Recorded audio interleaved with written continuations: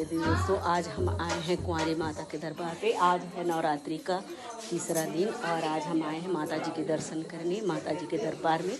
और यहाँ हम गाना बजाना करने आए हैं, जज बजाने आए हैं और आप सभी को दर्शन कराएंगे माता जी के, तो बने रहिएगा हमारे साथ। ये है कुंवारी माता की मंदिर का दृश्य, जहाँ पर माँ जगदम्बा विराजमान है। माँ काली देख रहे हैं आप लोग। माँ काली हैं, माँ विंध्यवासिनी हैं, हिंगलाज देवी माँ हैं और अंगारमूर्ति माता हैं। और ये ज्योति का आप लोग पर ज्योति कलश जला हुआ है, मनोकामना दीप प्रज्वलित है। भक्तों का मनोकामना दीप प्रज्वलित है। यहाँ पर एक विराजमान है। अभी अपर सवार होकर पार्टी आई हुई है, उनके द्वारा जैसे सुनाया जाएगा। इसमें माता रानी माता के ऊपर जब सवार को हम दिखाएंगे, तो बने रहेगा हमारे साथ। माँ झूले पे झूलती है, माँ कुंवारी माता झूलती हैं अपने कांटे नुमा झूला में। तो ये है वो कांटों का झूला। ये देखिए, आप सभी को दिखाते हैं। देखिए यहाँ पे झूलती है माता रानी और यहाँ पे आदि शक्ति की पूरे रूप यहाँ पे हैं विराजमान। लोग देख सकते हैं, यहाँ पे काफ़ी लोगों को हुजूम यहाँ पे लगता है। तो चलिए, हम आए हैं जस टोली के साथ में और माता जी की जस हम गाएंगे यहाँ पे। तो आप सभी को ही सुनाते हैं, दिखाते हैं और उस जस गीत पे कैसे माता जी झूम उठती है, कैसे थिरकती है, तो आप लोग को हम दिखाएंगे। यहाँ पर आप लोग बने रहिए हमारे साथ और चलिए जस गीत का आनंद लीजिए और माता रानी के दर्शन कीजिएगा। आँखी पतरा के वो रास्ता जो हट आँखी पतरा के वो तय कब आवे दर्शन देखा दे मोरा वो दर्शन देखा दे मैया।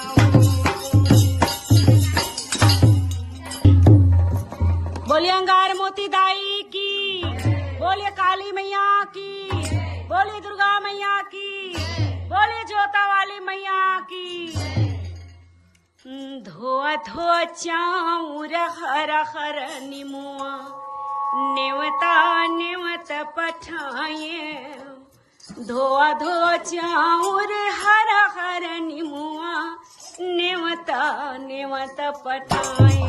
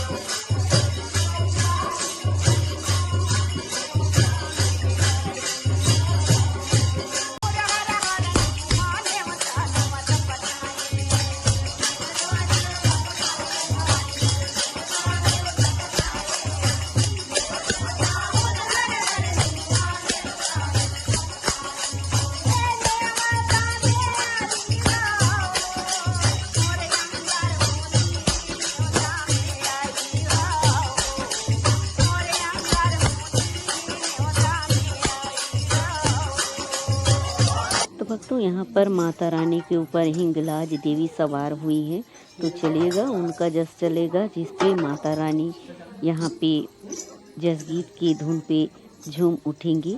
तो चलिए, बोलिए हिंगलाज दाई की। घर घर दिए न हो मैया, घर घर बाती वो, घर घर कला मारे गो माँ मैया, घर घर कला मारे गो माँ। घर घर दिए न हो मैया, घर घर बाती वो, घर घर